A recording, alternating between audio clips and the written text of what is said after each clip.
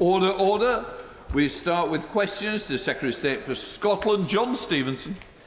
Number 1, Mr Speaker. Secretary of State. Mr Speaker, I'd like to pay tribute to two great Scots who have sadly died in recent days. Winnie Ewing blazed a trail for women in politics. She was admired by colleagues from all of Scotland's parties as one of the most important politicians of her generation. Our thoughts are with her friends and family, particularly her children, Fergus and Annabel. And also, with Craig Brown's passing on Monday, Scottish football has lost a true legend, held in high regard by players and fans across the country, and again our thoughts are with his loved ones. Mr Speaker, I will turn to question number 1. I am encouraged by the resilience that the Scottish labour market has shown despite global issues still causing significant economic challenges. The latest official figures show that Scottish unemployment is close to a record low at 3.1%, and I welcome this fact. John Stevenson.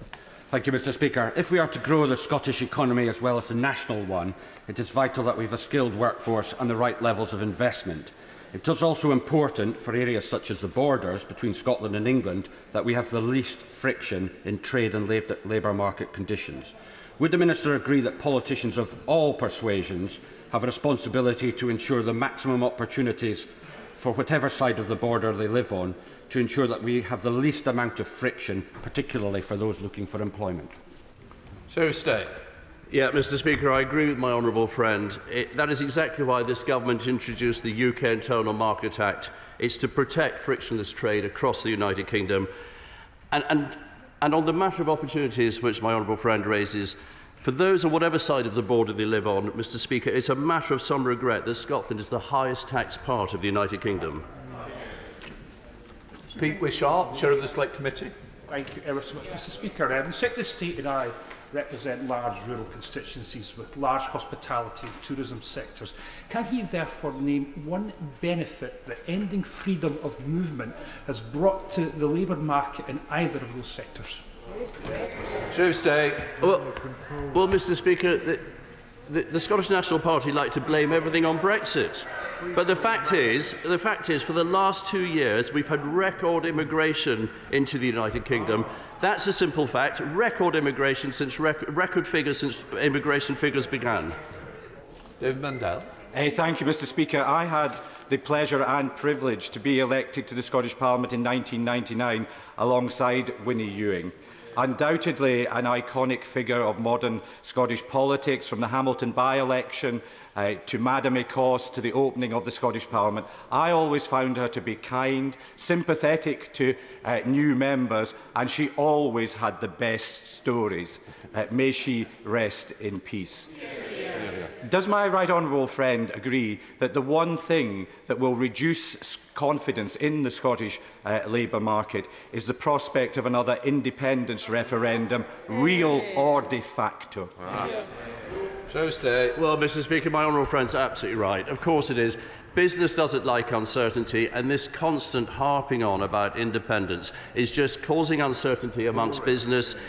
And the reality is that the devolved administration in Scotland should focus on the things that it was set up to do, focus on education standards, focus on the health service, focus on drug deaths, focus on getting some ferries rather than trying to create the island clearances.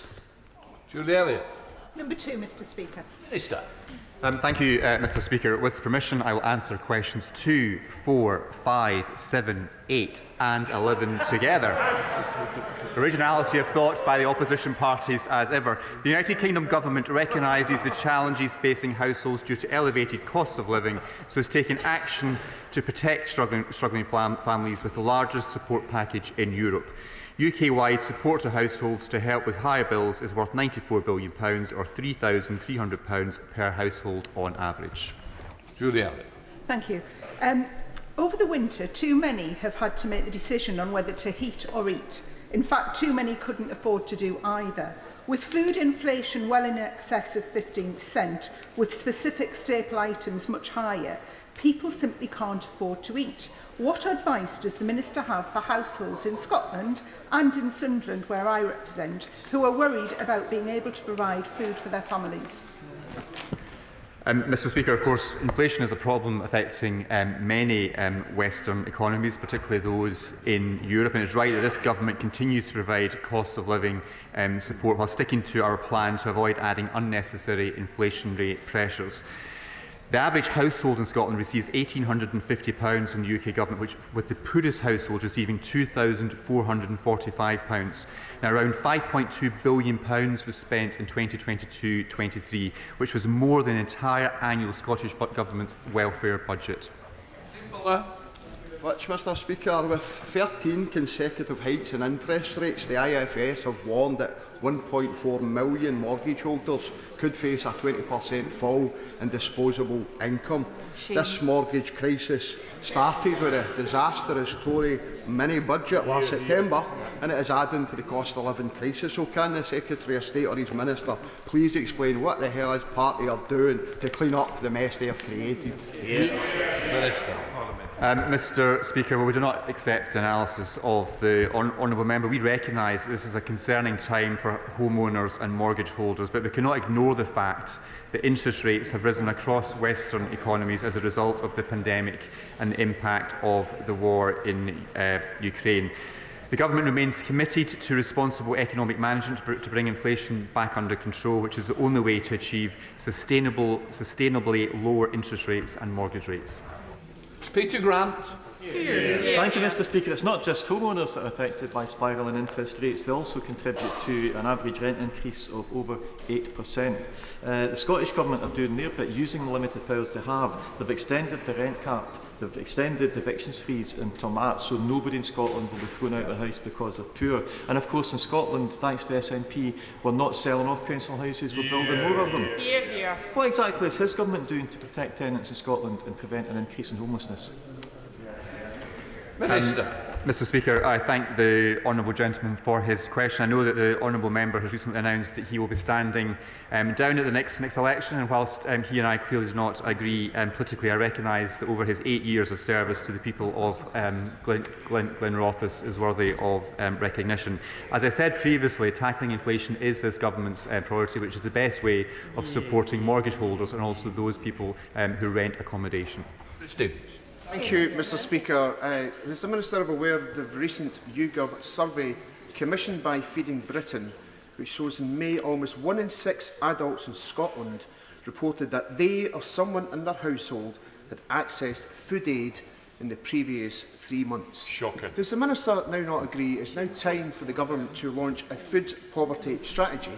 And will he support the principles outlined in my private member's bill to end food bank use by 2030? Mr Speaker, this United Kingdom Government remains absolutely committed to supporting the most vulnerable in society during these difficult times, and that is evidenced by providing support to those people who need it most. For example, over £137.5 billion to those pensioners on benefits, £67.9 billion on benefits to support disabled people and people living with health conditions, and a further £114.3 billion on working age and children welfare benefits. On top of that, from April, we've also seen an uprating of benefits and state pensions by 10.1%. This government is taking the action most required to support those people in most need and reject the analysis that he makes that this government is doing nothing. Thank you, Thank you, Mr Speaker. Under the last Labour government, absolute child poverty levels in Scotland fell from 40% in 1997 to 20% in 2007. However, that has all but been reversed. The SNP are not on track to meet their own goal of lowering child poverty to under 10% by 2030. You can shout, but there's a reason why the members there may be doing that.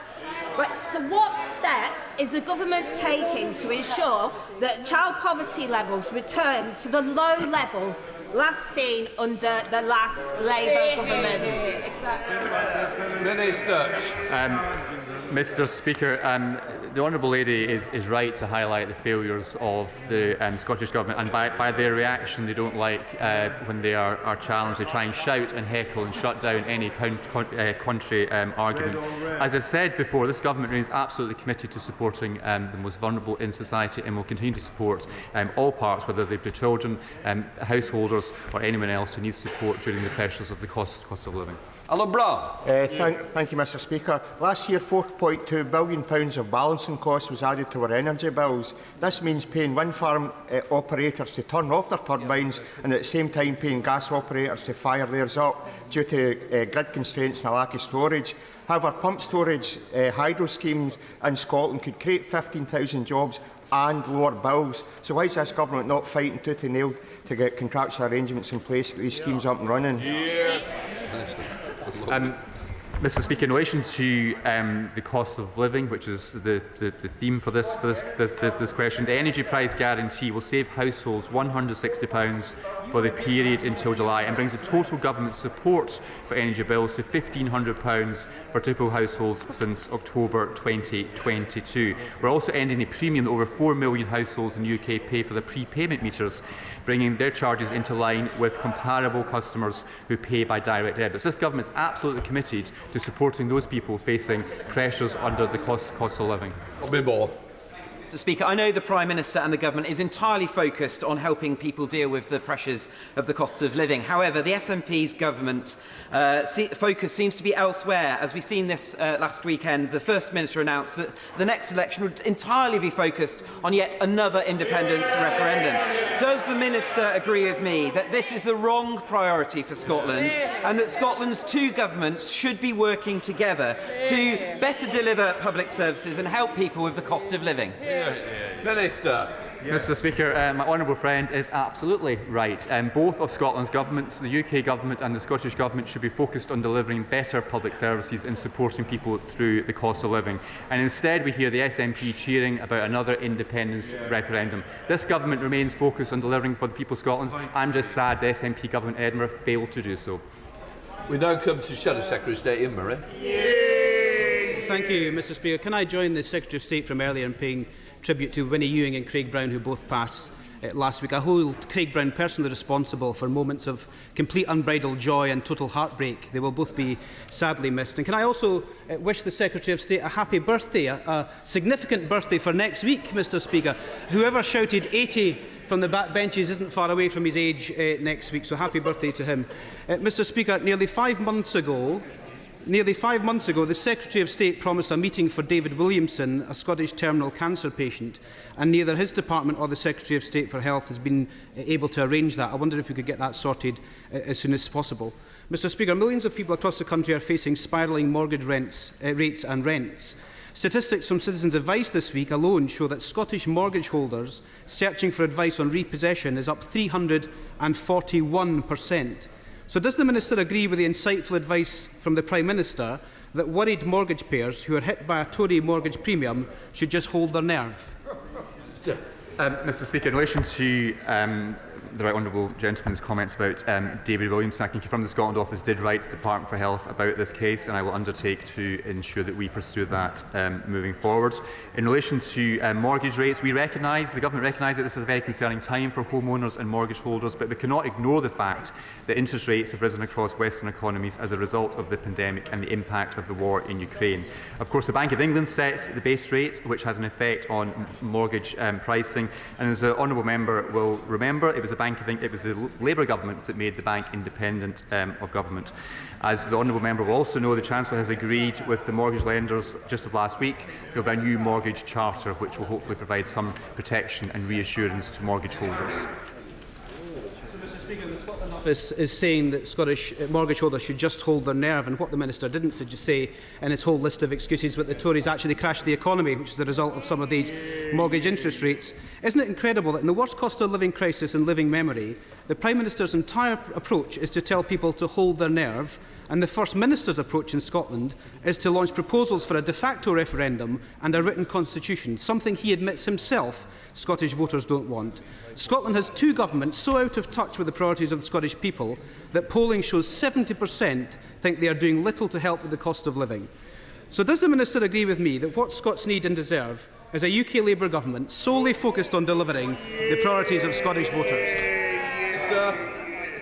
Mr Speaker, this United Kingdom government is very clear that now is not the time for another independence referendum. But Mr Speaker, the Labour Party so often end up backing the SNP policy after policy in Scotland.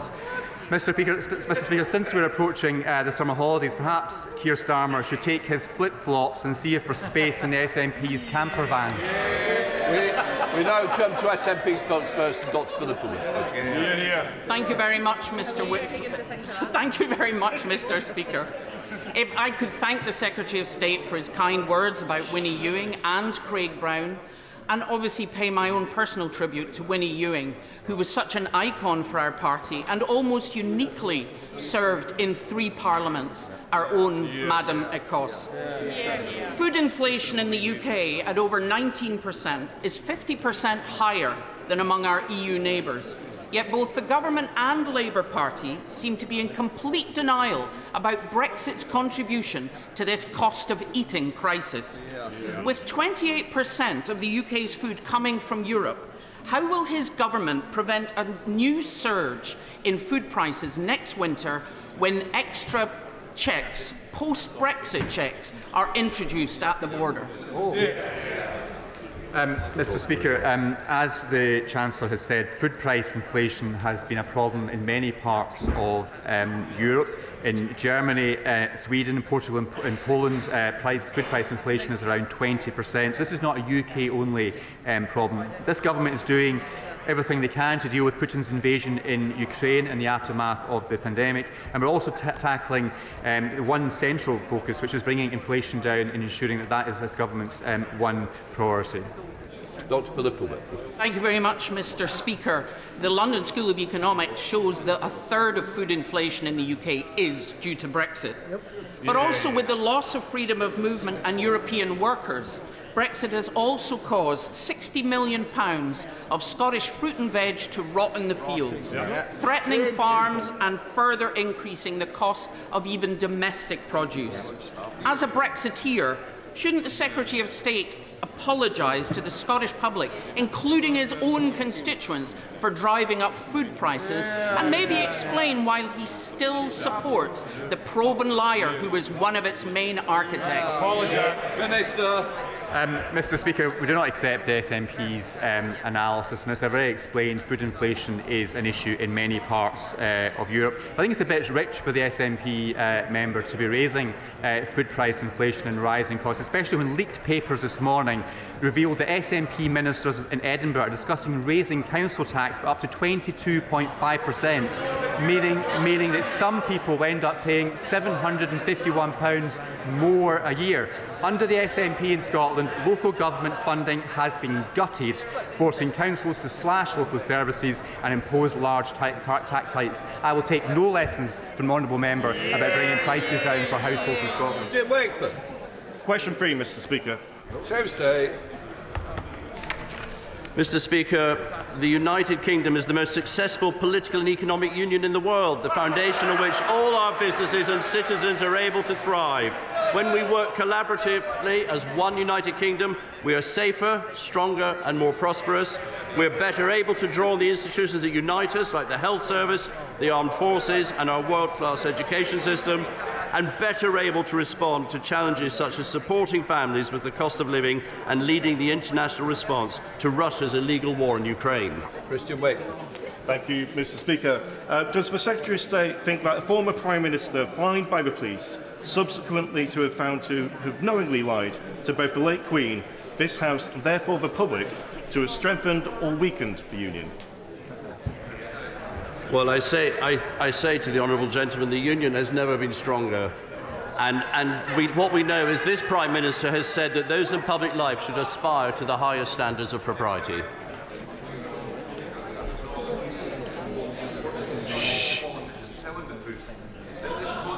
Can I ask my right honourable friend, has he seen the video released by the Scottish Government in which Cabinet Secretary Angus Robertson makes a range of spurious claims about devolution being under attack by the UK Government, and what has he thought of it? Well, Mr. Speaker, I did see Angus Robertson's video clip, and I think I counted 16 false claims in the space of 1 minute and 40 seconds. That's a false claim every 6 seconds, Mr. Speaker. Pretty impressive, even by his standards. So, as usual, it's the nationalists who are desperate to invent a grievance. But the reality is it's the UK Government that respects devolution We support devolution. We strengthen devolution. The only people who want to destroy devolution are the ones who want to rip us out of the United Kingdom. Shadow Minister Chris Elmore. Thank you, Mr. Speaker. The Privileges Committee's conclusions were crystal clear that the former Prime Minister knowingly misled this House and then subsequently tried to intimidate the very committee he set up. Why did the Secretary of State not set an example and vote for the Privileges Committee's report? Well, Mr. Speaker, as I've said to the media last week when I was interviewed and this question was raised, very simply because I felt the report was too excessive in its conclusions. Alexander Stafford. Question 6, Mr. Speaker.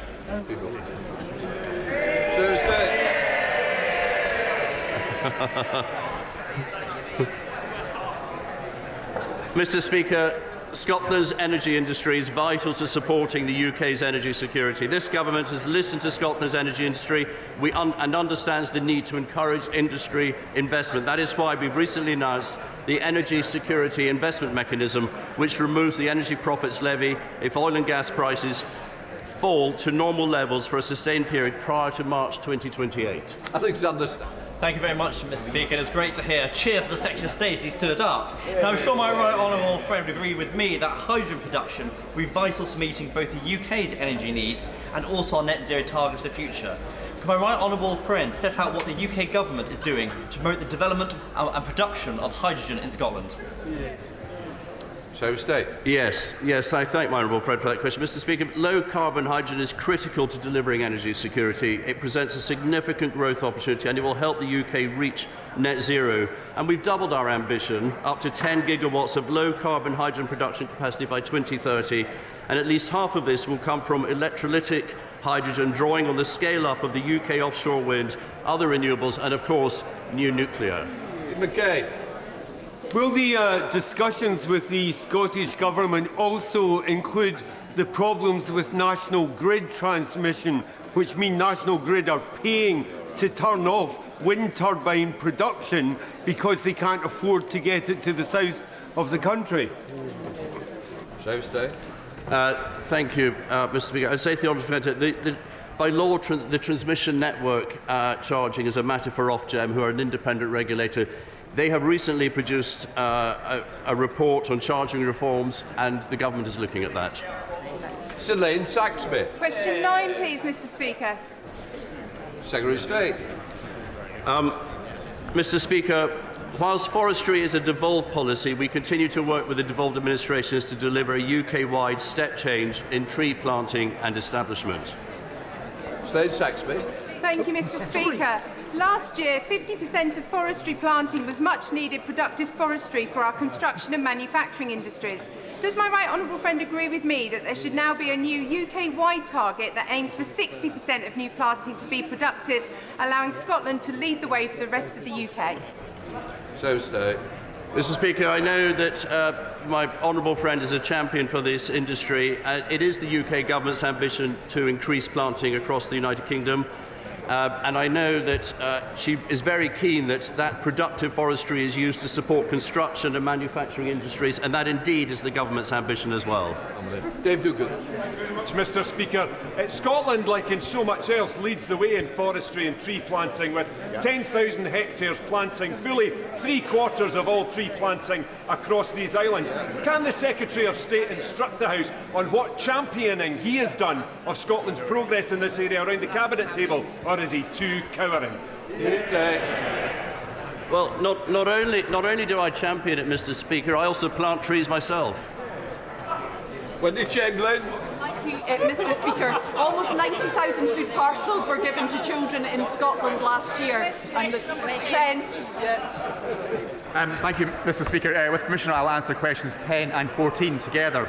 This government is committed to tackling child poverty and protecting the most vulnerable in society. In the recent budget, the Chancellor announced additional support measures for households and families across Scotland, and indeed across all parts of the United Kingdom. A further example of support for families was announced earlier today, with the UK government making childcare more affordable. Wendy Chamberlain. Thank you, Mr. Speaker. Almost Almost 90,000 food parcels were given to children in Scotland last year, and the Trussell Trust Hunger in Scotland report showed that single parents make up only 2% of the population, but 17% of those who have gone hungry. This is about insufficiency of income, but the adult rate of benefits should be restored to single parents under 25 on universal credit. There's a practical way for the UK Government to support. Does the Minister agree? Mr Speaker, I recognise the work that the Honourable Lady undertakes with the APPG on food banks. We are protecting, the Government are protecting the most vulnerable with a £94 billion support package for households, and have helped nearly 2 million people out of absolute poverty after housing costs since 2010. Christine Jardine. Thank you very much, Mr Speaker. My constituency of Edinburgh West is not amongst the poorest in Scotland. Well, we already have 1 in 10 children, in some areas 1 in 3 children, living in poverty. 2/3 of them, their families, are actually working. So with the soaring food prices, sky-high mortgage rates, and Edinburgh having the highest increase in annual rents in the UK, families are struggling. We know that our Scottish Government is only interested in independence. So can the Minister tell me what the UK Government is going to do for those families? Mr Speaker, the Government recognises the anxiety that people feel about rising mortgages. That's why the Prime Minister's priority is to halve inflation this year. That is the single best way that we can keep costs down and interest rates down for people, and we've got a clear plan to deliver that.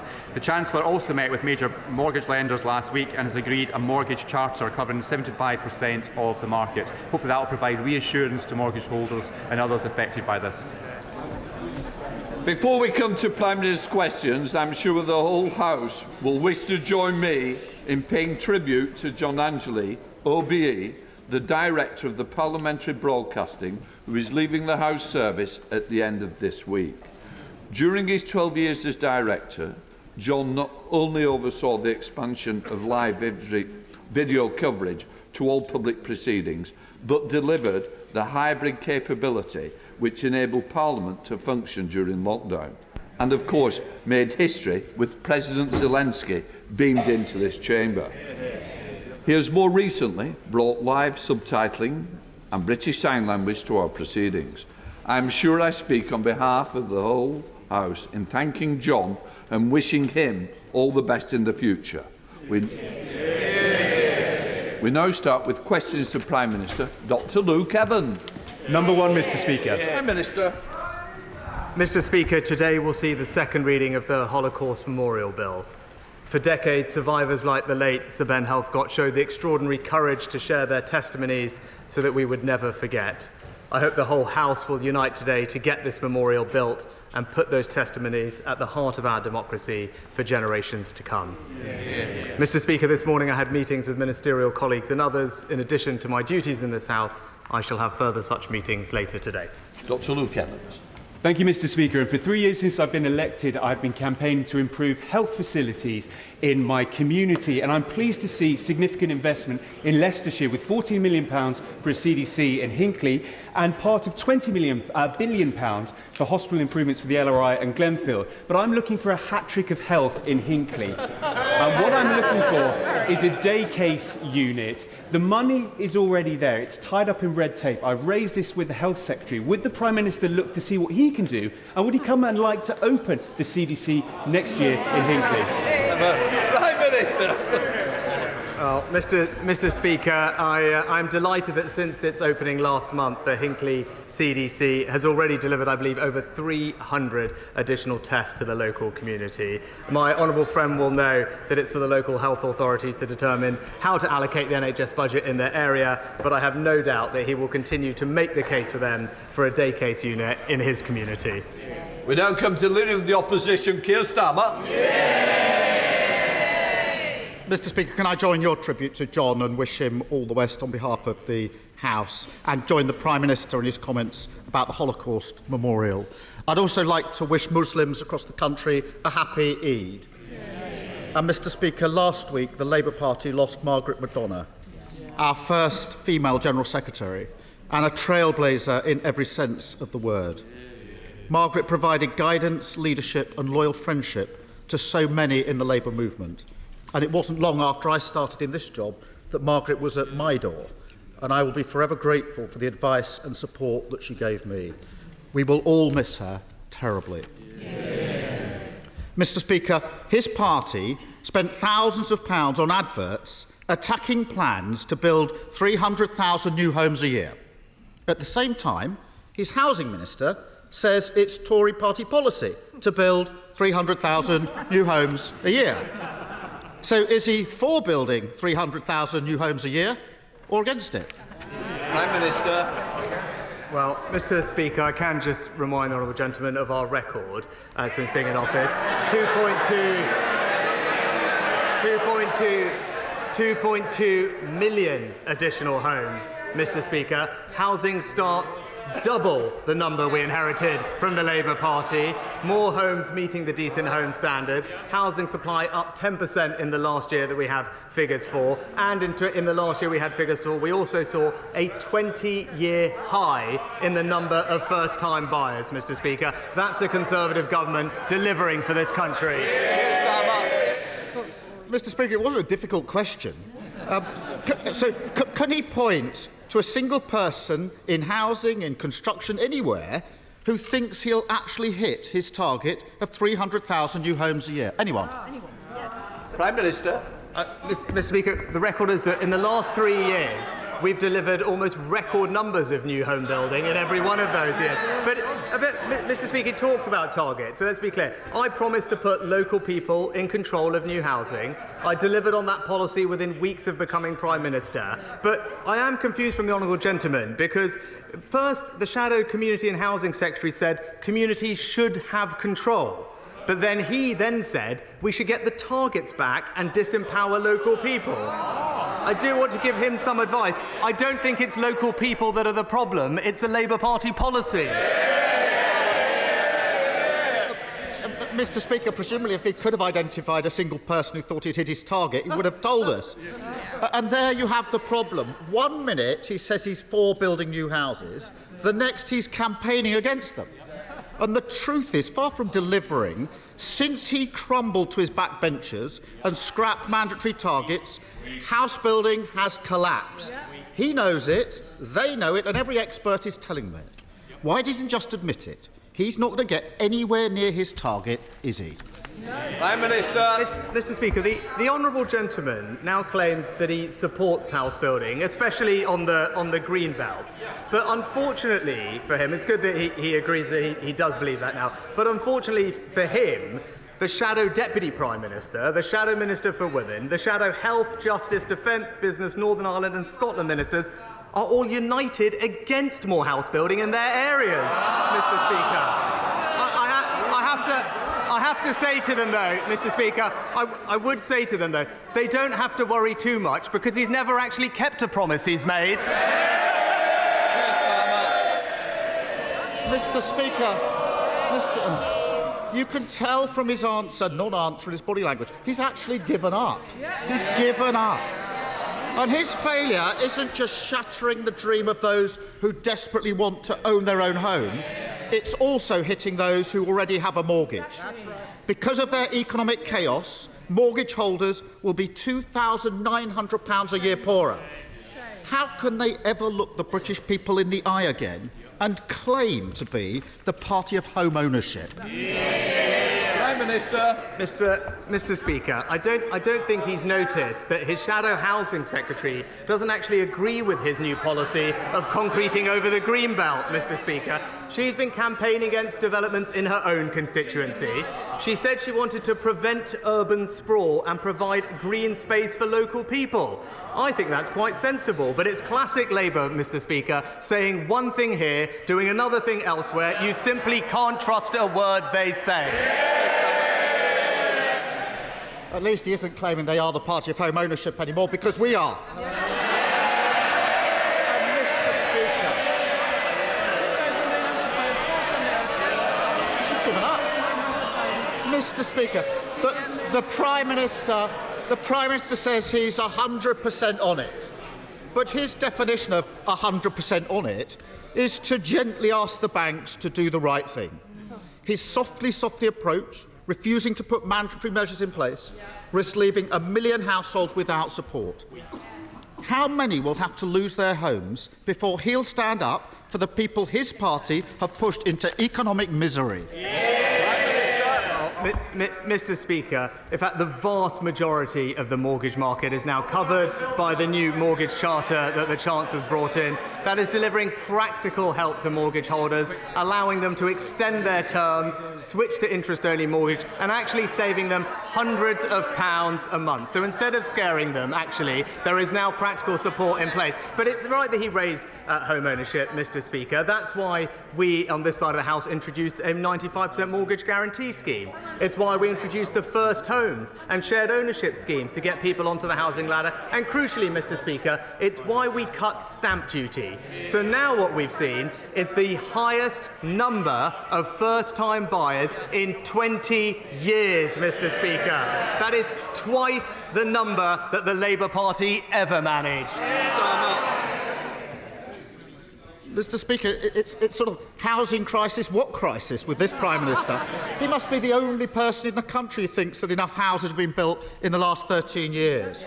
And whether it's those dreaming of getting the keys to their first home or those already with mortgages, the ambitions of families across the country have been crushed by his failing Tory government.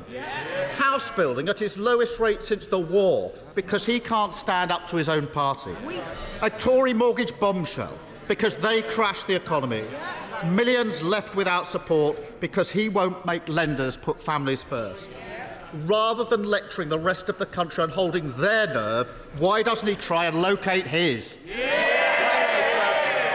Well, Mr. Speaker, as always, he hasn't actually taken the time to understand the detail of what we're doing.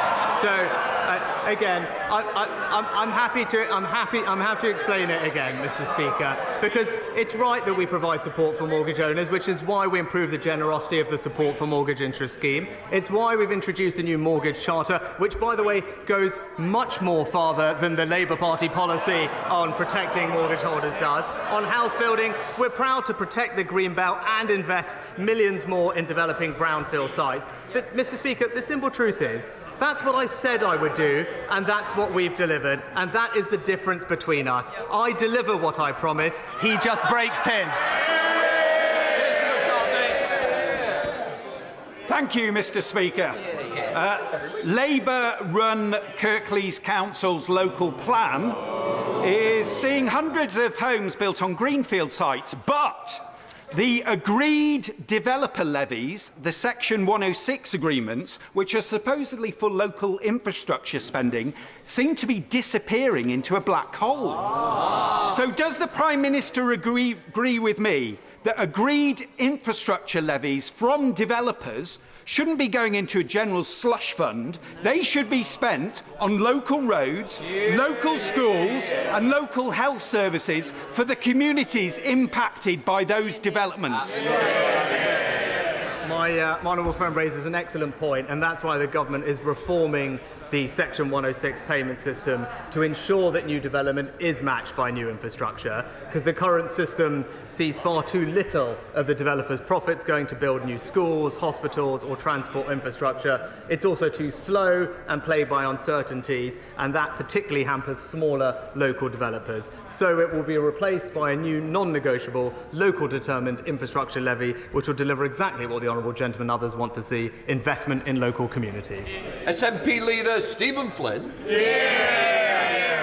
Mr. Speaker, I wish to start by paying tribute to SNP legend Winnie Ewing and Scotland men's national team former manager Craig Brown, who both so sadly passed in recent days, and to all Muslims who are celebrating Eid Mubarak. Mr. Speaker, on Sunday the Prime Minister patronised the public when he told them that in the face of ever-increasing mortgage bills that they simply need to hold their nerve. What a nerve. So may I ask him, the near billionaire, when was the last time that he struggled to pay a bill? Mr. Speaker, The reason that mortgage rates are rising is because of inflation, Mr. Speaker. That is the root cause, which is why it's absolutely the right policy to tackle, halve inflation and reduce it back to target. Now, that does mean that we do have to make difficult decisions. It does mean we have to be patient while the impact of those decisions actually has an impact. But in the meantime, Mr. Speaker, as I was explaining previously, we are taking practical steps to support mortgage holders across the United Kingdom, particularly through the SMI scheme and the new mortgage charter. Stephen Flynn. Mr. Speaker, that answer confirms what we already know, that this Prime Minister is out of touch and the Tory party is soon to be out of time. And what the public really want is change. But in a week where the Conservative Party and indeed the Labour Party both refuse to accept proposals for public sector pay rises, whilst at the same time accepting the economic damage of Brexit, is it not the case that Westminster does not offer the people real change nor real hope for the future? Prime Minister. Well, Mr. Speaker, the honourable gentleman just exposes the complete economic illiteracy of the SNP's position. His first question talks about the challenges posed on ordinary families by higher interest rates caused by higher inflation. What does his next question do? Support a policy that would increase government borrowing and make the situation worse. Mr. Speaker, it just demonstrates completely candidly why the SNP's approach to economic management is simply not fit for anyone in the United Kingdom. Mr. Speaker, local police stations are a key part of communities such as Aldridge in my constituency, and that's why I continue to make the case to Labour's Police and Crime Commissioner to save and strengthen the role of Aldridge Police Station, not force it to close. So does the Prime Minister agree with me that any such closure would be reckless, and Police and Crime Commissioners should be working with local communities and local police teams to provide greater certainty, particularly given the extra 1,376 extra police officers this government has put into the West Midlands? Prime Minister. Mr. Speaker, I'm pleased to hear about the extra police officers that the government has funded in my right honourable friend's community, but I am concerned to hear about the planned closure of Aldridge Police Station. I'd like to thank my right honourable friend for raising such an important issue. I know it's one on which she is championing her constituents. As she will know, unfortunately, this is a decision of the locally elected Labour Police and Crime Commissioner, and I would join her in urging them to think again. Liz Savile-Roberts. The Prime Minister's solution to inflation is to push families into poverty while letting corporate profits pile up. Economic illiteracy. The IMF said this week that the way to cut inflation is for companies to cut their profit margins. It's corporate greed fueling inflation, not workers' need for fair pay. Can he explain to the 1 in 5 people in Wales facing hunger because they cannot afford to buy decent food why they must pay his price for lowering inflation? Prime Minister. Mr. Speaker, actually, my honourable friend the Chancellor met with all the economic regulators this morning, and they'll be making an announcement later about their plans to ensure fairness of pricing and supply chain to ease the burden on consumers. But I'm glad she brought up the IMF when it comes to tackling inflation, because actually the IMF, in their words, strongly endorsed our plan to halve inflation, and they called our steps both decisive and responsible. Jonathan Lord. Mr. Speaker, as my right honourable friend knows, I've been liaising closely with the Department for Levelling Up Housing and Communities and with the Treasury with regard to the terrible news of Woking Council's recent Section 114 notice. Would my right honourable friend agree with me that in this scenario, the vulnerable must be protected and that the local councillors of all parties need to work together to try to put the council's finances back on the right track? Prime Minister. I know my honourable friend is a great champion for his Woking residents, and as he knows, the Secretary of State for Levelling Up has intervened in this authority and appointed commissioners to ensure that decisions are taken that provide the best outcomes for residents, including the most vulnerable and indeed the public purse. I agree with him that local councillors should be working together with the commissioners to put the council's finances in order. The commissioners will submit their first report to the Secretary of State, setting out progress on the council's path to improvement and financial sustainability, and I look forward with him to seeing further progress. Sir Christopher Bryant. Thank you. The Prime Minister has had responsibility for the UK economy now for 1,323 days, and he's delivered. He's delivered the largest national peacetime debt ever, the largest tax burden since the Second World War, the highest core inflation since 1991, the fastest interest rate rises since 1989, and the biggest fall in living standards in our history. So will he stop lecturing my constituents about holding their nerve, ditch the lame excuses, and admit that he is literally the worst person to be leading this country through a cost of living crisis?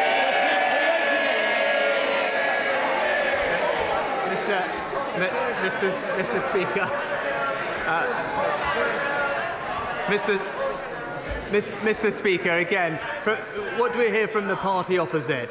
Only ideas that would make the situation far worse, Mr. Speaker. It's as simple as that. The honourable gentleman has sat there and supported plans to borrow tens of billions of pounds more. That would make inflation worse. The honourable gentleman has sat there and said that we should not stand up to unaffordable union pay demands. That would make the situation worse. And the honourable gentleman has sat there and supported plans to not exploit our domestic sources of energy, Mr. Speaker, imperiling our energy security. Those are all things that would make not just the situation worse for British families today, but for years into the future, and that's why this Conservative government will keep doing the right thing to support them.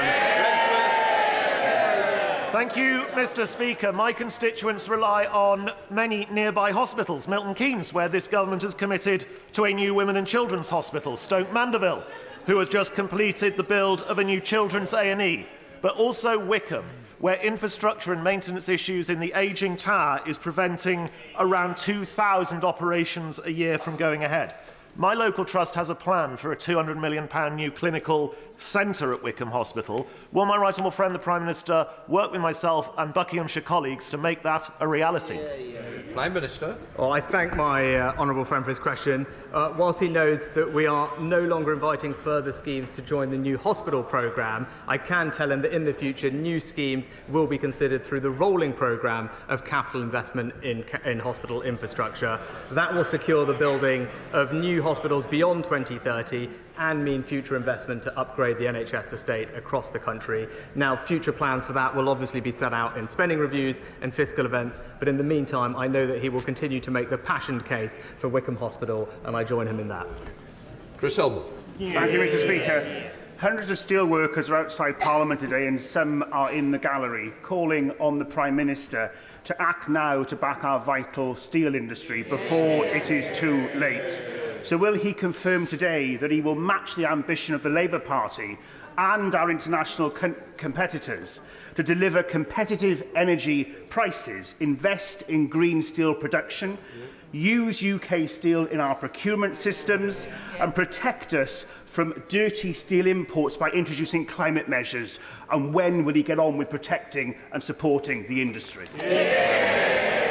Mr. Speaker, we're proud to support the steel industry and value the contribution that it makes to this country, which is why we've put in place the energy intensive industry scheme that provides hundreds of millions of pounds of support to steel companies with their energy bills.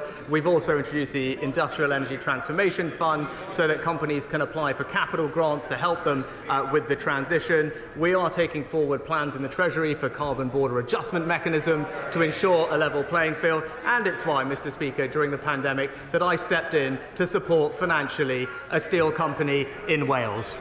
Sir James Duddridge. Thank you, Mr. Speaker. Despite 5 years of lobbying, sadly the Commonwealth Parliamentary Association International branch will leave the United Kingdom.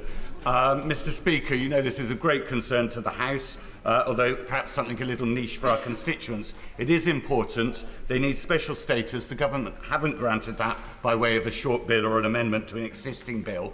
And could the Prime Minister at this late stage, this month, do something about this? Because otherwise they'll be gone, never to come back. Prime Minister. Well, Mr. Speaker, the United Kingdom values the work of the Commonwealth Parliamentary Association. My right honourable friend, the Foreign Secretary, has made clear that he does not want the CPA International to relocate. He's written to them in March to confirm that officials from the SCDO would work with the CPA to find a mutually acceptable solution to the status issue, and I look forward to seeing progress. Alison McLevin. Thank you, Mr. Speaker. Mr. Speaker, your constituents and mine, I think, have been made a promise by the Prime Minister. Inflation at or below 5% by the end of this year. So I want to ask the Prime Minister, what will happen if he fails to meet that promise? Will it be yet more ranting on about the Labour Party, or will it be the general election my constituents crave?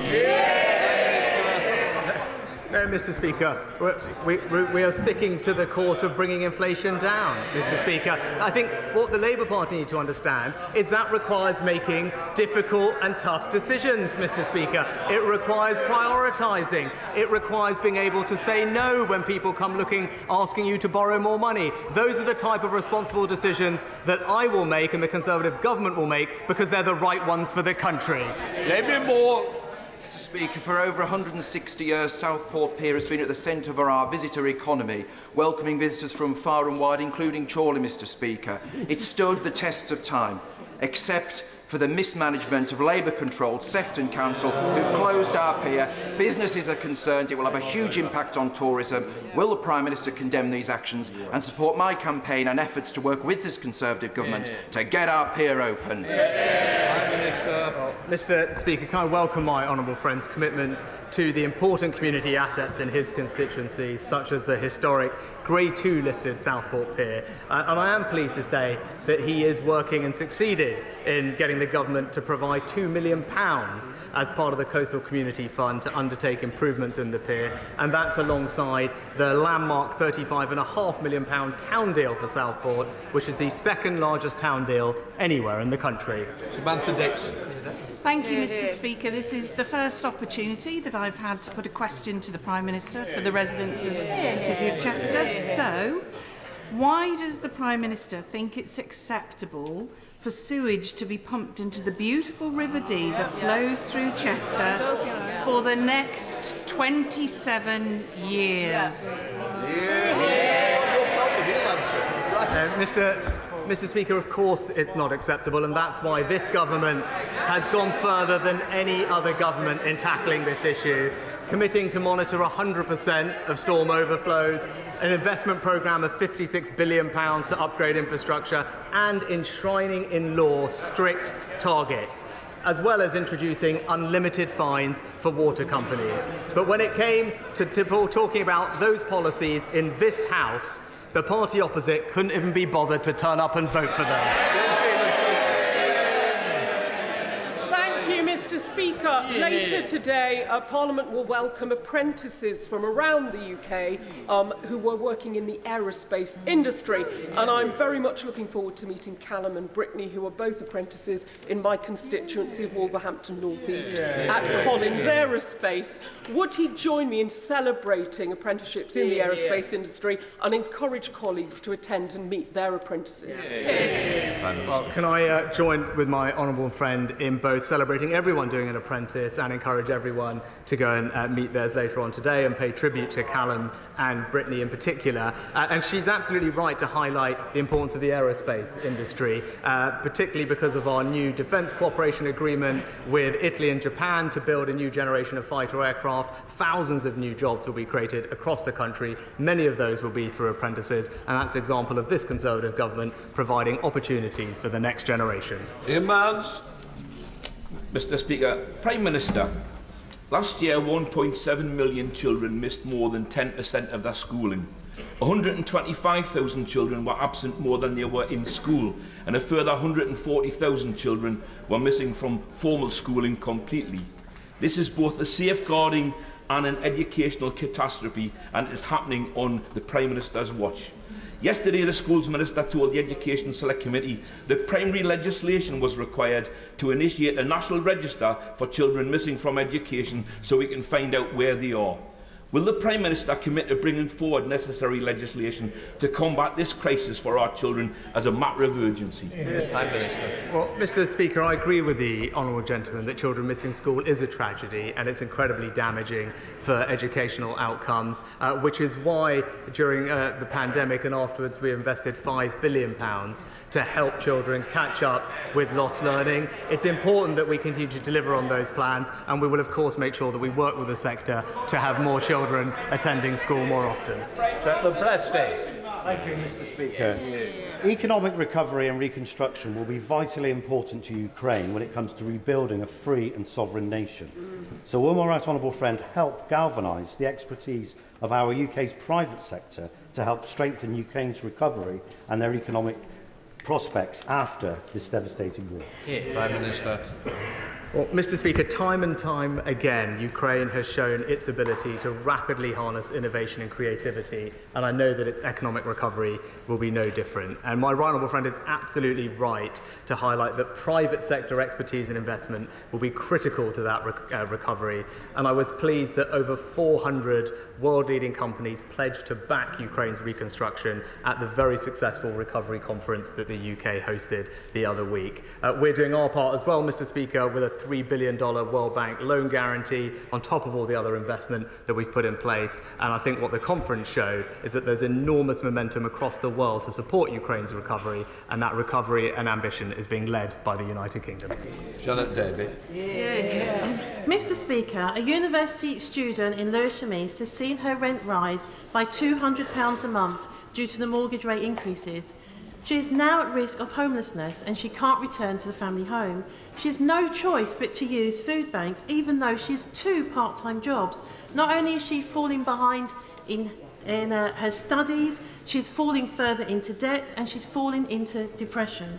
What does the Prime Minister say to constituents like mine who are paying the dual price of this government's cost of living crisis and mortgage rates crisis? Well, Mr. Speaker, we've taken significant action to help families across the country, most notably by taxing the windfall profits of energy companies and using that money to pay around half of a typical family, including all of her constituents' energy bills. That support is worth £1,500, Mr. Speaker, and I'm pleased that energy bills are forecast to fall £430 when the price cap resets in a couple of days. But beyond that, there's considerable support for the most vulnerable in our society, including £900 of cost of living payments for those on universal credit and additional support for pensioners and indeed disabled people, Mr. Speaker, and that's what we'll continue to do. Bailey. Mr. Speaker, we are heading into the 5th week of Sandwell Labour's refuse strikes. We've had flying pickets, we've had reports of the GMB blocking ambulance workers getting out of their depot as a result of their picket lines, and the PCC trying to encourage the police not to police it. Can I ask my right honourable friend to ensure that he convenes a meeting urgently so we can resolve this, and perhaps he'll join me and tell Labour politicians, particularly one in particular, grow a spine and put people before your paymasters.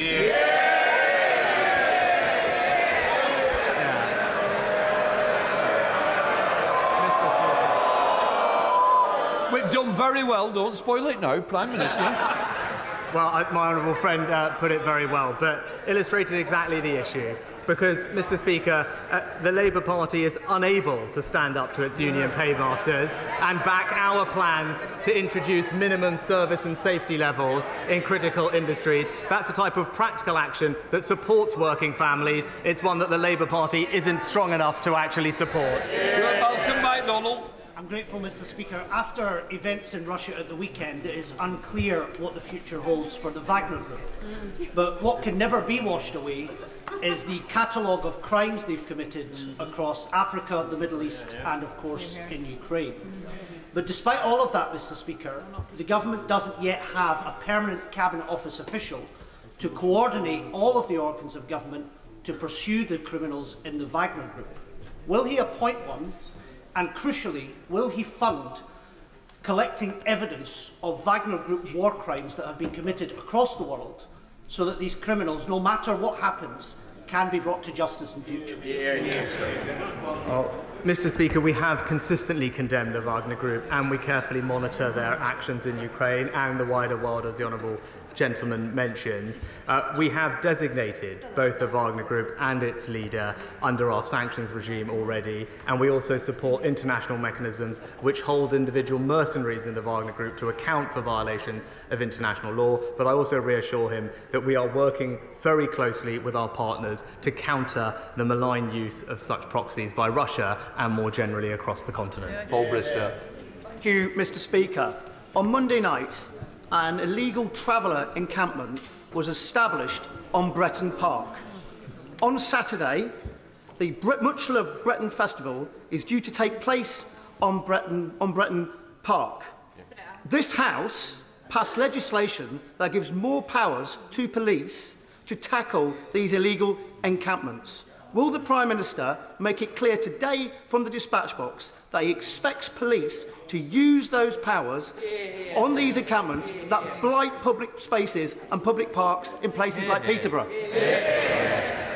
Well, Mr. Speaker, we absolutely recognise the misery that unauthorised encampments can cause to local communities, and that's why we've delivered on our manifesto commitment to give police the powers they need to tackle those people on unauthorised encampments who are causing harm. Now, of course, how the police use these powers is an operational matter for chief constables, but we wouldn't have legislated for them if we didn't expect them to use them, Mr. Speaker, and I am told that Home Office officials are liaising regularly with the National Police Chiefs Council on this exact matter.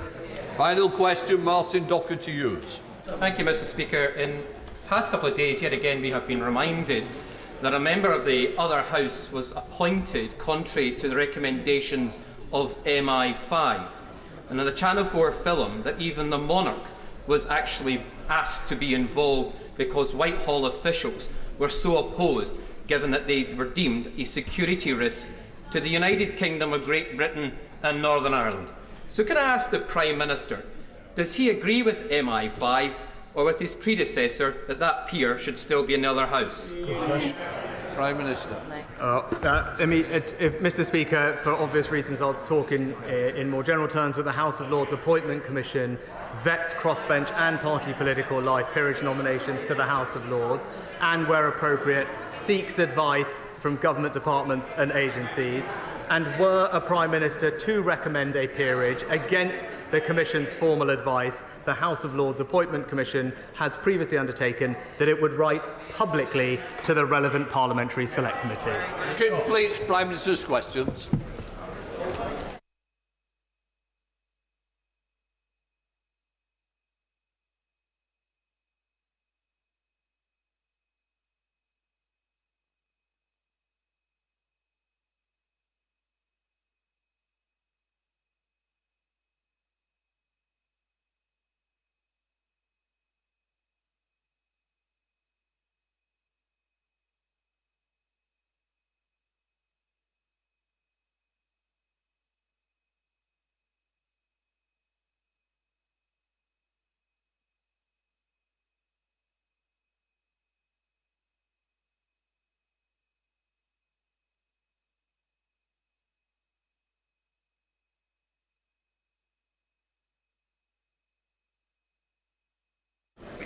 Right, let us come to the urgent question. If people can stop the conversation in the middle, will be helpful, Mr. Slaughter. Right, we come to the urgent question. Jim McMahon. Thank you, Mr. Speaker. To ask the Secretary of State for Environment, Food and Rural Affairs to make a statement on the financial resilience of the water industry. Minister. Thank you, Mr. Speaker. Water is what makes life possible on our planet, and it is essential for our health and well-being, as well as our economy, including the production of food and clean energy. The government is taking significant steps to ensure the water industry is delivering the outcomes bill payers expect and deserve. Water companies have invested £190 billion since privatisation in 1989. In April, the government published the Plan for Water, bringing together more investment, stronger regulation and tougher enforcement capacity for regulators and on those who pollute. Ofwat and the government take the financial resilience of the water sector very seriously. Ofwat are the independent economic regulator for the water sector, including responsibility for the financial resilience of the water sector. The sector as a whole is financially resilient. Ofwat continues to monitor the financial position of all the key water and wastewater companies. Ofwat reports annually on the sector's financial resilience, and Ofwat's latest annual Monitoring Financial Resilience report shows that the water sector is financially resilient. Market confidence in the sector is also demonstrated by new acquisitions, such as Pennon's purchase of Bristol Water, and by shareholders being willing to inject new capital. Ofwat has taken steps in recent years to strengthen the sector's position.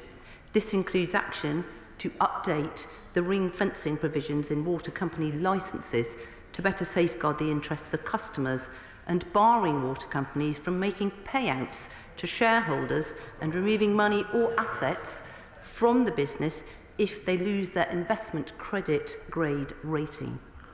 Ofwat has outlined that water companies must be transparent about how executive pay and dividends align to delivery of services to customers, including environmental performance. And since privatisation, total capital investment has outstripped dividends by 250%. On the 20th of March 2023, Ofwat announced new powers that will enable it to take enforcement action against water companies that do not link dividend payments to performance for both customers and the environment. And in December 2022, Ofwat strengthens its powers on executive pay awards by setting out that shareholders and not customers will fund pay awards where companies do not demonstrate their decisions or pay awards reflect overall performance. We support Ofwat's work and we urge all water companies to take this opportunity to review their policies. The scale of government commitment for the water industry is highlighted by the Integrated Plan for Water and our commitments to the financial resilience of the sector in delivering for customers and the environment. Thank you. Jim McMahon. Thank you, Mr. Speaker. First of all, can I thank you for granting this urgent question, but I have to say, again, it's a concern that the Secretary of State didn't proactively make a statement to the House on an issue of such importance. And I just say, where is the Secretary of State? Literally, one of the largest water companies in Britain potentially is going to go to the wall, and the Secretary of State is missing in action. And it was clear to anyone looking on that a culture that allowed vital investment in ending the sewage scandal and in tackling water leaks sacrificed in favour of a gold rush for shareholders just was never sustainable. Now, just last year, as raw human sewage was being pumped out across the country, £1.4 billion was paid out to shareholders. And now all that was warned is coming to pass. Leaks are leading to water shortages, sewage dumping pollutes our rivers, our lakes, our seas, and the only thing on the up is debt at £60 billion. The Conservative Party cycle of privatising profit, usually for multi-billion-pound foreign sovereign wealth funds, and then nationalising risk, just isn't sustainable, nor is it a fair deal for working people. Now, the news that we're seeing is a result of the Conservative Party's failed profit above public interest experiment, handing over the water industry at a knockdown price, together with the entire infrastructure serving the nation, over to private enterprise. Almost unique, for instance, when rail was privatised, the PRACs weren't sold off. But with water, the lot was handed over with little safeguards for our national interest, our national security or bill payers. So can I ask the Minister, when was her department first made aware of the financial situation at Thames Water? Has her department had any reason to believe that those responsible at Thames Water wouldn't be able to meet their licence obligations or legal obligations? If this means a taxpayer-funded bailout, how much will that cost and how will it be paid for? And what assessment has she made on the liability of UK pension funds who are invested in Thames and other water companies considered at risk? And given where we are, does she confirm today her confidence for the financial regulator? And finally, given what we see with Thames Water today, does she have any concerns about any other water companies, or does she consider this to be an isolated case? Thank you. Minister. Thank you, Mr. Speaker. And just first of all, in our DEFRA department, we have our individual portfolios. I am the Water Minister, and the Secretary of State has full confidence in her Minister in sending them to the dispatch box. I just want to make the point too, in terms of the debt issue that was raised there by the Shadow Minister.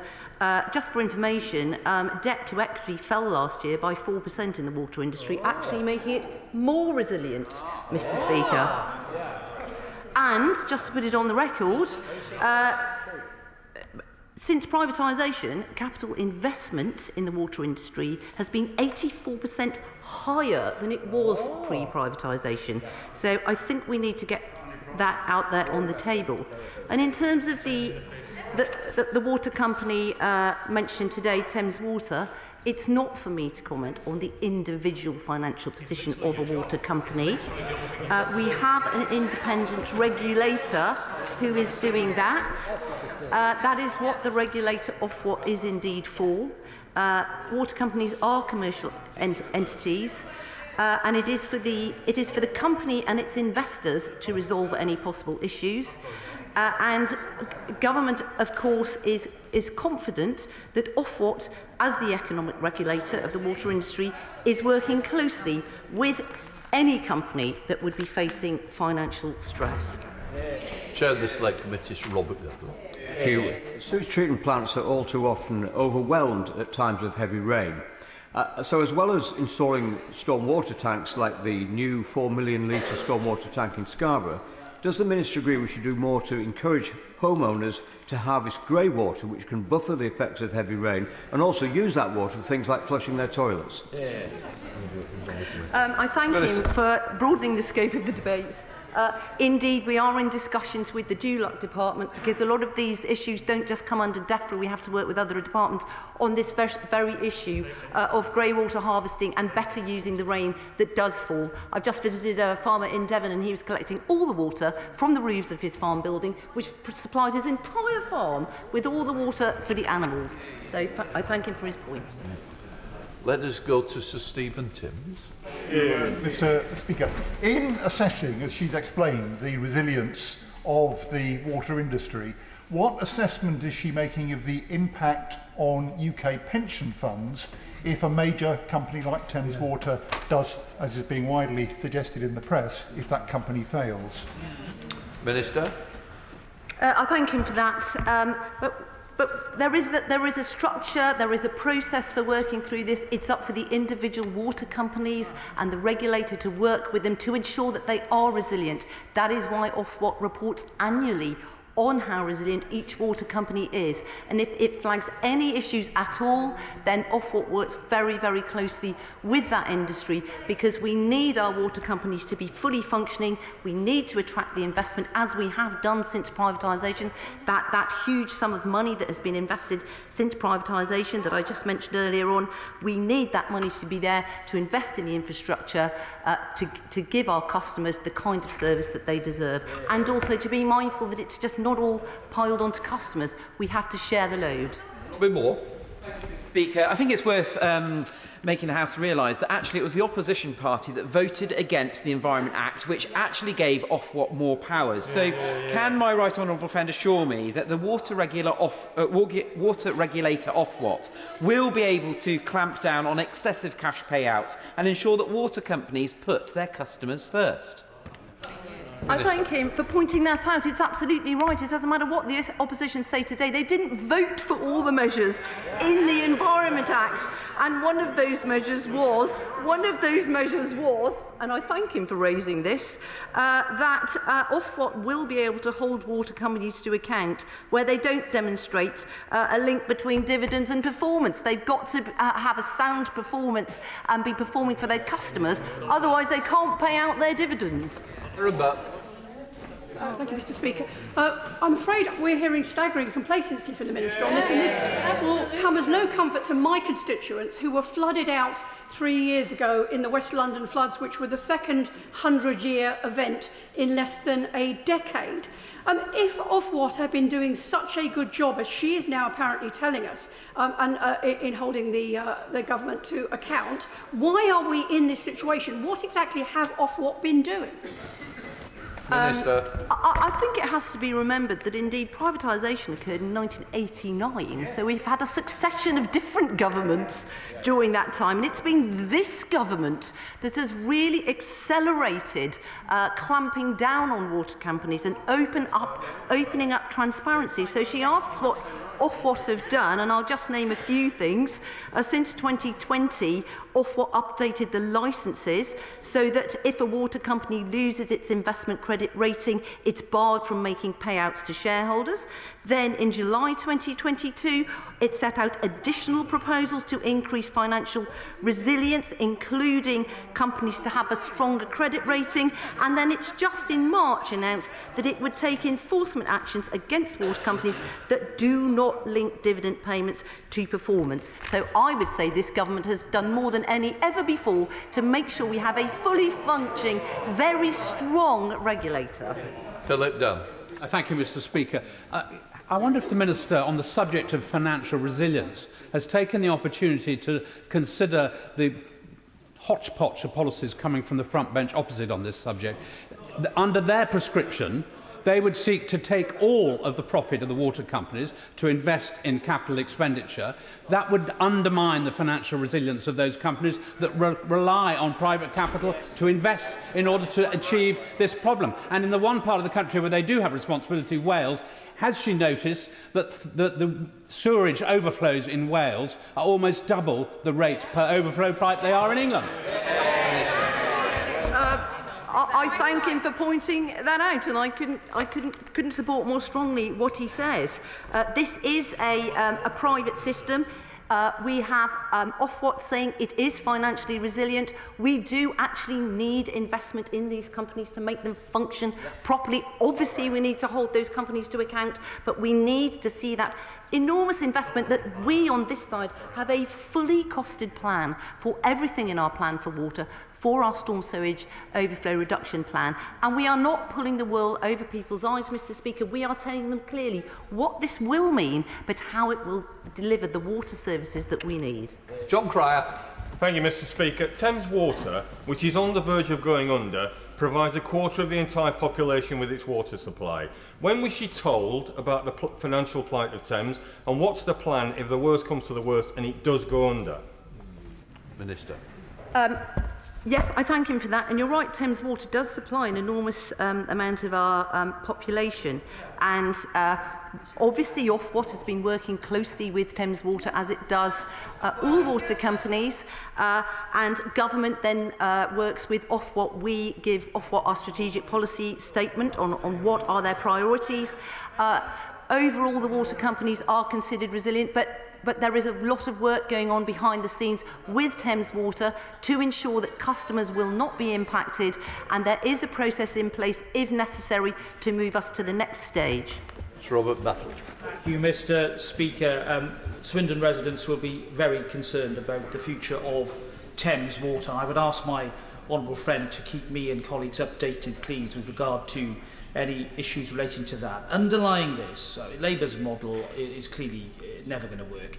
We've got to understand that only the private sector will be able to invest, and the party opposite might bleat now, but they didn't do anything about it when they were in government. The point is this, isn't it? Where you have an effective monopoly, a private monopoly, the regulator has to be as effective as possible. And will she do everything she can to ensure that Ofwat is actually working in a way that's in the full interests of customers, because there are aspects of its operation that do not seem to me to pass that test? I thank him for that, and I'd like to give assurances, obviously, for his constituents in Swindon. He's right to raise that. It is a big water company. It does deliver on a very wide scale. But Ofwat is working very, very closely with Thames Water on their plans.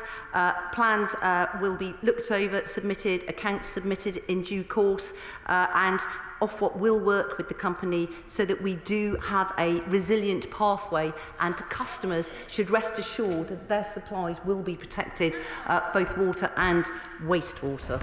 Clive Efford. Thank you, Mr. Speaker.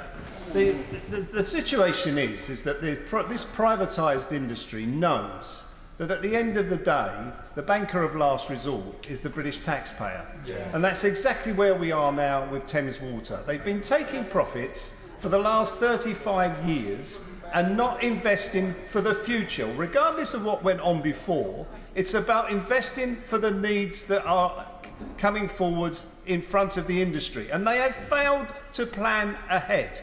And they've taken money whilst not doing the job that they were expected to do in charge of such an essential public service. So what is the government going to do to protect consumers and make sure that we plan ahead for this industry?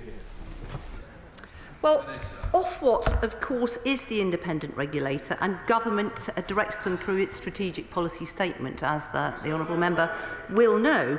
And it's Ofwat's job to ensure that in the price review, when the water companies submit their plans, and they're going over the draft plans right now, that within those plans they can demonstrate that they will deliver the things that government, for example, is setting through all the targets on the storm overflows, on the leakage, on the demand reduction. And it's for Ofwat to ensure the company will be resilient in delivering that infrastructure. There's a firm structure in place, and Ofwat is constantly also monitoring companies' gearing, its debt-to-equity levels, and we are confident as a government that Ofwat is taking reasonable measures to challenge companies to reduce those gearing levels where appropriate.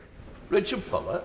Mr. Speaker, about a quarter of the economic output of this country is in sectors that are under regulators, including the water industry. And we've seen both with Ofwat, but also in other sectors with Ofgem, Financial Conduct Authority, where regulators aren't performing to the standards that the public would expect them, or indeed the industry would expect them.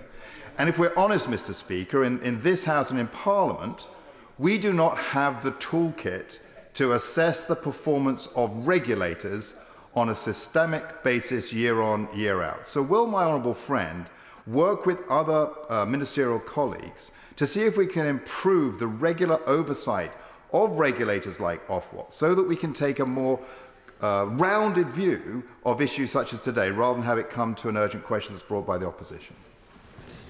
I thank him for that, and of course it is absolutely essential that we have fully functioning regulators. He's absolutely right about that. But I would say, in terms of Ofwat, they have done an enormous amount since this government has been in power to streamline what they do, to improve transparency, to change these licences, to make those changes so that dividends aren't paid if there's any environmental damage being caused. And government, with its strategic policy statement, has directed that. And our targets, indeed, will ensure that the regulator has to enable the water companies to put the right measures in place. But he is right, one should never be complacent. And if there are things that do need to be improved through the regulators, then of course those things should happen. But I'm making a big effort. Many of my constituents in Feltham and Heston are hugely worried about reports of Thames Water being on the brink and what this could mean for their bills. Thames Water has been appallingly managed. Leaks haven't been dealt with, sewage continually dumped, with the former CEO Sarah Bentley needing to be asked to forego her bonus, all the while the government missing in action.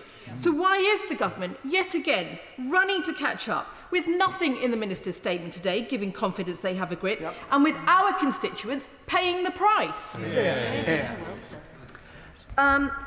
Where water companies underperform and don't meet their targets, there's a process in place where actually they have to basically credit the money back to the customers. And £143 million was credited back in this respect last year. So we do have the tools. The regulator does have the tools to do that. The regulator has tightened up so many of its measures, and all of these will be impacting on all of the water companies. Robert Court. Thank you, Mr. Speaker. I know that the Minister won't be able to comment on Thames Water's finances in detail, but can she reassure my constituents who will be really worried that whatever happens there, their day-to-day services will be protected and the much-needed upgrades that we need will still be delivered? Yes, I thank him for that, and he's absolutely right. Of course, customers come first, and I would like to give assurances that the customers of Thames Water will be assured their water supplies and their wastewater services. And if he wants to meet to discuss this, I'm very happy to do that with him. Manira Wilson. Thank you very much, Mr. Speaker. Residents in Twickenham, Teddington and the Hamptons will of course be extremely worried to hear Thames Water is on the brink of collapse, but they're also frankly fed up to the back teeth with this company that not only pumps sewage into our precious River Thames, but also we've seen sewage flooding our streets in recent times of flooding from rainfall, but also now plans to pump treated sewage into the Thames at times of drought. This is indicative of underinvestment by the company in fixing leaks and being stripped to the bare bones whilst lining the pockets of executives. All the while, the government has been missing in action and the regulator has failed. So will the Minister back proposals by the Liberal Democrats to reform water companies into public good companies, transforming their boards and their priorities in the interest of the environment and consumers? I will just highlight the Thames Super Sewer, which is almost ready to open in the not too distant future, which is a tremendous project for the people of London, including many of her constituents. And I would also say that we have a system of privatisation. I've already reported that, in fact, its financial resilience has increased over the last year rather than decreasing. We have a system whereby they invest money, they attract really important money in from investors so that we can get what we need. We have costed plans for all this. The Liberal Democrats have no costed plans for what they suggest they might do with the water companies, or indeed where the money is going to come from. Duncan Beck. Thank you, Mr. Speaker. It's probably worth pointing out to the parties opposite that actually 93% of all of our UK coastal bathing waters meet good or excellent conditions. Now, actually, in North Norfolk, we have lost 3 blue flag beaches, which went from excellent to good. But guess what? There is not a single reason why they lost that flag, and under the Environment Agency's marking, it looks like it's not down to combined sewage overflows, but entirely natural phenomena. So could the Minister help me, A, get my blue flags back, and secondly, hold the Environment Agency to task so they have a proper testing regime that transparently shows that we have excellent bathing water quality all over North Norfolk? Well done, Duncan. I thank him very much for raising the issue of the bathing water quality, because since privatisation, of course, we do have almost or virtually the best quality water coming out of our taps almost anywhere in the world, but we also have these phenomenal results for our bathing water areas, 93% being classed as good or excellent.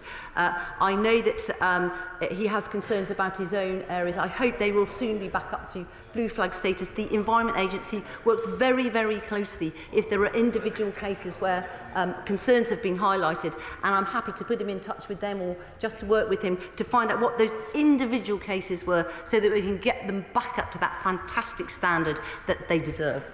And this lot. Thank you very much, Mr. Speaker. Today, not for the first time, most of my constituents have little or no water supply. 2 years ago, not for the first time, hundreds of my constituents had their homes flooded with raw sewage. Year after year, Thames Water has failed its customers while obscenely rewarding its management and shareholders. No one will miss the asset strippers at Thames Water if they go under. All we want is working infrastructure and good customer service at a reasonable cost. Is that too much to ask? Obviously it is. Of course, that is what we want for all of our customers, and that is why we've indeed launched our plan for water to ensure that we deal with any pollution incidents, we deal with water supply issues, and we deal with the future of the water industry, pulling everything together. And that is why we've set all our targets and why we produced our storm sewage overflow plan, and why the water companies are going to have to spend £56 billion of capital investment by 2050 to address this. Every water company, including Thames, has got to do an action plan for each of their storm sewage overflows, and that is what Thames Water will do. Dame Angela Reid. Very much, Mr. Speaker. When they were privatised, water companies had all the debt written off, so they started with zero. Since then, they've borrowed £53 billion, and much of this has been used to help pay £72 billion in dividends. The investment has been made by borrowing and put onto customers' bills. And now S&P, the rating agency, has negative outlooks for 2/3 of the UK water companies it rates because they're over-leveraged and they've taken out too much debt in an era of low interest rates, which they're now having to pay. This is not a triumph. It's actually a huge problem for the resilience of our water industry. And what is the Minister going to do when water companies start falling over? Just for information, Thames Water itself hasn't paid any dividends for the last 6 years. And Ofwat, quite rightly, will hold companies to account where they don't clearly demonstrate the link between dividends and performance, and we made that possible, obviously, through the landmark Environment Act. Caroline Lucas. Thank you, Mr. Speaker. I would just like to bring the Minister back to the figures that we've just heard, that water companies had no debt when they were privatised, since when they have borrowed £53 billion, and much of that has been used to help pay the £72 billion in dividends. Meanwhile, we have this appalling sewage scandal, particularly in the southeast of England. We have a failing water company, the Southern Water Company, that my constituents have no choice but to rely on, and it's considering raising bills by £279 per year by 2030, largely to pay for the investment that they should have been making in the previous years. Doesn't that just show that privatisation of water was a serious mistake and it needs to be permanently rectified? What I would say is that privatisation has enabled clean and plentiful water to come out of our taps. And it's actually unlocked £190 billion of funding to invest in the industry. That's the equivalent of £5 billion annually. That's double what we had pre-privatisation. I'm not saying that there is not a lot of scope where improvements can still be made, and I've stood at this dispatch box many times, as has the Secretary of State, to say some of the actions of water companies are completely unacceptable, and that's why we've introduced all our targets, why we've introduced the storm overflow plan, and why we've introduced our plan for water. Khalid Mahmood. Thank you, Mr. Speaker. As sort of been said by 2 previous speakers, the issue of funding and loans to the water company has been huge, and that's where they've been paying their dividends from. The issue of shareholders is that we have foreign investors taking huge amounts of money away from this country, and also in terms of pension funds, what we need is better fund managers who are able to assess where they're putting their money, and they should be held accountable too as well. Ofwat has not been doing what it's supposed to do.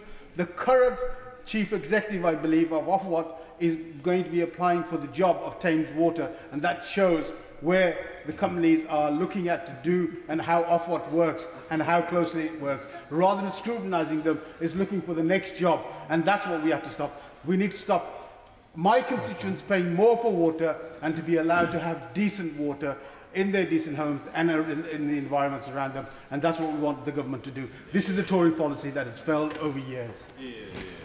Thank you, Mr. Speaker. Not sure what the question was there, Mr. Speaker.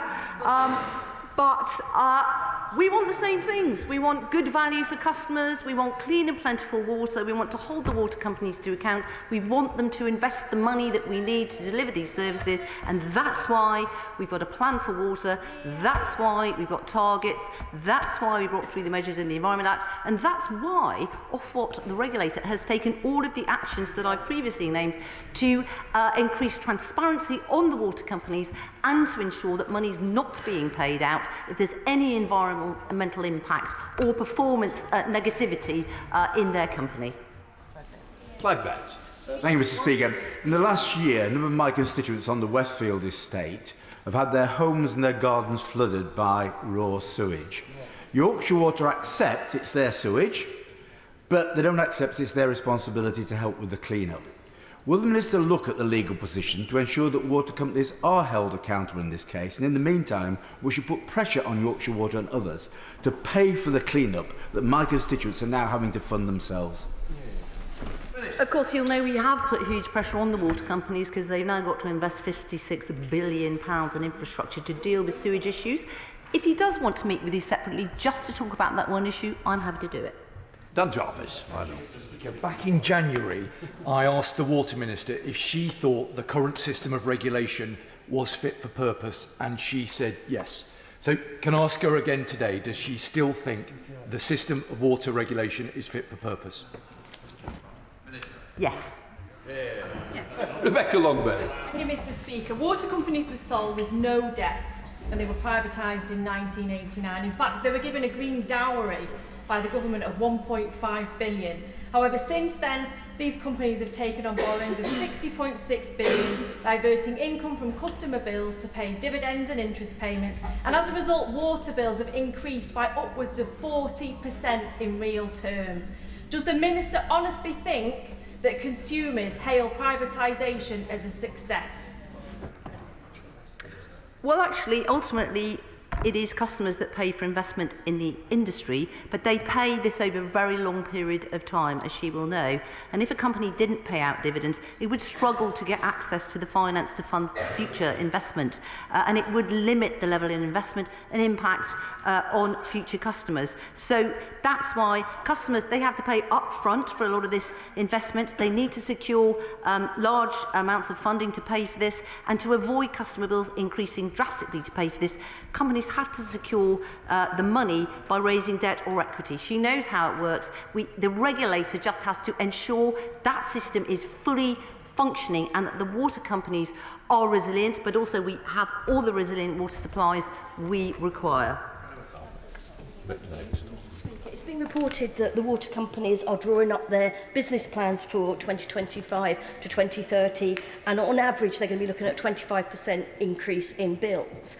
Given what we've heard today, wouldn't bill payers in my constituency just think that having to pay extra to water companies, they might as well just be flushing their money down the drain for all the good that it will do in terms of improved water quality, improved services and investment in infrastructure? Yeah, those plans are all being assessed right now. The draft plans are going into Ofwat. They're analysed with a very fine tooth comb, and all of the things that I've mentioned today will be obviously scrutinised so that we can deliver the infrastructure that is needed. We have the clean and plentiful water supplies we require, and the clean environment and healthy environment, and that there isn't an undue impact on customer bills. All of those things have to be taken into account to deliver the water supplies that I believe the people we go out and meet and the people we serve in our jobs deserve. Mick Whitley. Thank you, Mr. Speaker.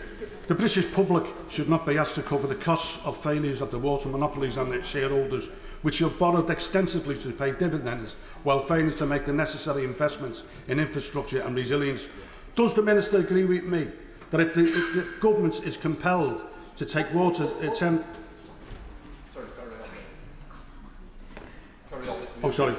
Does the Minister agree with me that if the government is compelled to take Thames Water into public ownership, then it should stay in public hands?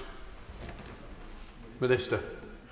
Well, I'm not aware of the situation he's referring to there. Ofwat's working very, very closely with Thames Water to ensure that there is a viable business there, to ensure that customers are not impacted, and to ensure that the water supply services and the wastewater services are still delivered. And Ofwat have strengthened, as I have mentioned, so many measures so that we have a much more resilient industry in future, and indeed that changing and lowering of the debt to equity level demonstrates that we do have a more resilient industry. Richard Ford. Thank you, Mr. Speaker. We've seen bonuses and dividends put ahead of investment in infrastructure or maintaining sufficient reserves. In our own area, Devon and Somerset, covered by South West Water, that company has paid out £112 million in dividends this year, despite having just £144 million in reserves, £2.5 billion less in reserves than 2 years ago. This week we've had one water firm CEO resign, but no Conservative minister has ever taken responsibility. When will a Conservative minister finally take responsibility and get a grip, or step aside? As he knows, Ofwat have announced new measures to enable it to take enforcement action against water companies that don't link dividend payments to performance. I mean, that's just not happening. I think he needs to look at some of the stats he's just quoted, because I think that they might relate to the wider Pennon Group.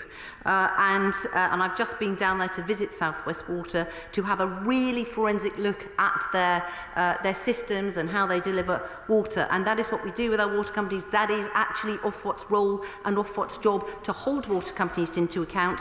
And they've actually just taken got measures in place through Treasury, so that they've got another £11.3 million to tackle enforcement. Jim Shannon.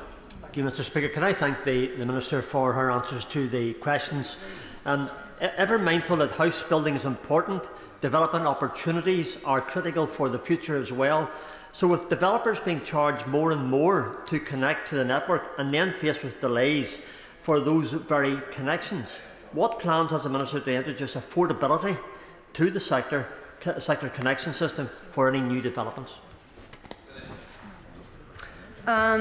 Okay, thank you very much for that. Of course, he raises an important issue, and we always have to be mindful of costs, not just to customers through their bills, but also developers building houses. We're actually working very closely with the DULUC department on a whole range of measures and on their planning guidance as well, so that we are able to tackle a whole range of issues connected with water, including things like the rainwater harvesting, which we can work along with developments with, and SUDs as well, which will really help the whole of our water infrastructure. What's the point of order, Mr. Speaker? Is it actually on this? John Cryer, point of order. Thank you, Mr. Speaker. I think the Minister may have inadvertently misled the House, because she said clearly that Thames Water have not been paying out dividends. The reality is Thames Water have not been paying out dividends in the usual way, but they did pay a dividend last year to the parent company, so they have been paying out dividends. Minister, I don't know whether you'd like to respond, please. I'll thank him to that. Certainly, I would just check out the wordings. I would hate to mislead the House, Mr. Speaker. And if there's something I've said that was inadvertently incorrect, I'm happy to put that straight on the record. Right. Sorry. I'll just let those clear before we come to the statement.